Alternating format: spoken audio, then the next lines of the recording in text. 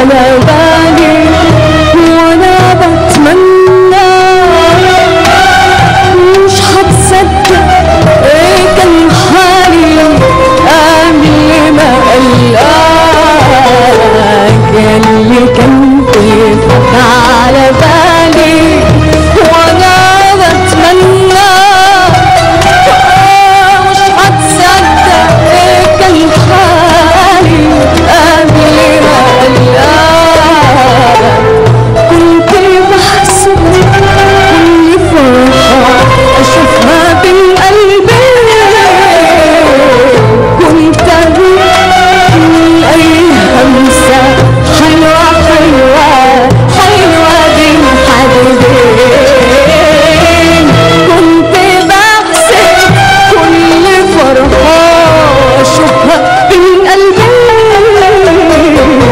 كنت اغير من اي همسة حلوة بين حبيبين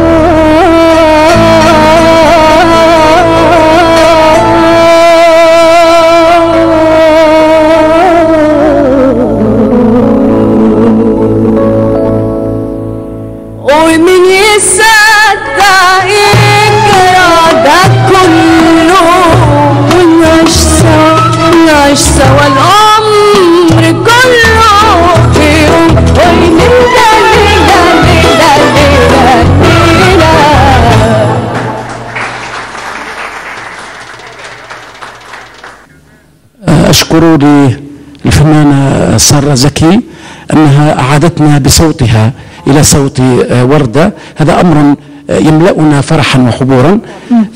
لا يكون الحبيب حبيبا حتى يقول الحبيب لحبيبه يا أناي. أكانت وردة الجزائرية أناك بشكل من الأشكال؟ أكانت وردة أناك أنت وإياها وكأنما شخص واحد. شوف هقول لك على حاجة.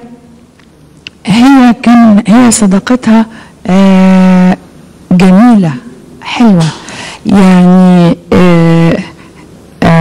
اللي يعرفها ويفهمها يحب، ولما تحب ما بتحبش خلاص يبان عليها. اذكر ان انا مره كنت قاعده معاها في البيت لا قبل ما اروح لها، وبعدين رحت فكانت بنتها موجوده، فبتقول لي وداد قالت لي قومي غيري بقى عشان في نبيله جايه. قالت لا وهي نبيله يجي؟ نبيله صاحبتي تشوفني زي ما انا في اي وضع تشوفني عليه.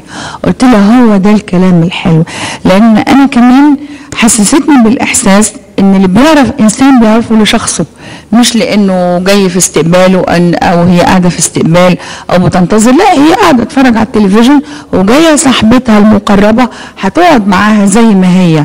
يعني دي حاجه صفه من الصفات اللي عجبتني فيها قوي.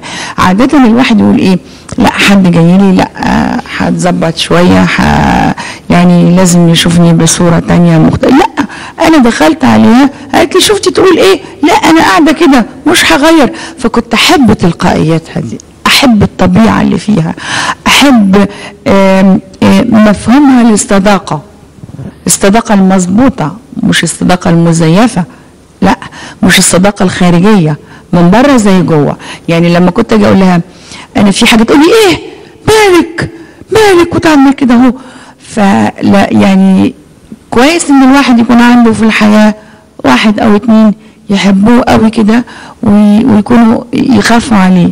فاهمني؟ انا ربنا حطني في طريقه خفت عليها وحبيتها، لكن ما اعرفش ربنا عمل كده ليه. لكن من هنا كانت الروابط متبادله بيني وبينها.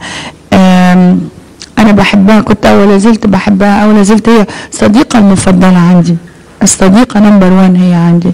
يعني كل اصحابي عارفين ان انا جايه ورايحه وهشوف المكان الاخير بتاعها وهشوف ده.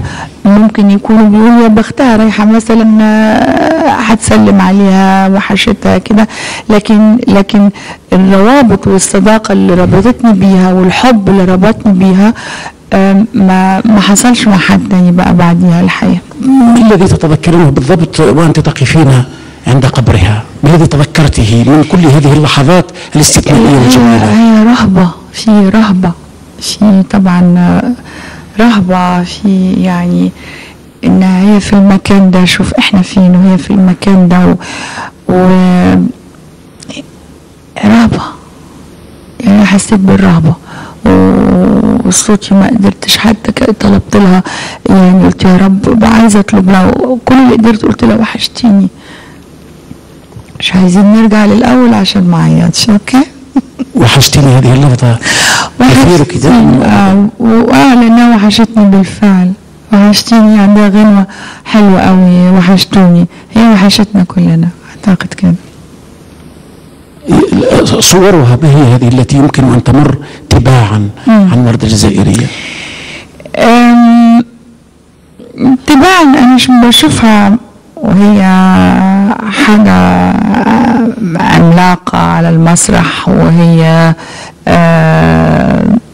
الناس كلها تسقف، الناس كلها مغرمة بيها والناس كلها بتحبها. عايزة اقول لك على حاجة برضو مهمة كمان، يعني هي اول ما رجعت وربنا شفاها، واول بعد فترة توقف مش عارفة اذا كنت مظبوطة ولا لا 7 سنين عن الغناء الحفلات. نعم الحفلات.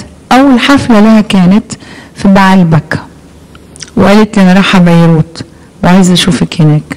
انا سبقتها، يعني هي كانت لسه وصلت على بيروت وكانت في الاوتيل، وانا وصلت واخدت اصحابي وكلمنا صباح، وصباح طلعت ربنا يديها الصحه ويشفيها يا رب، وطلعنا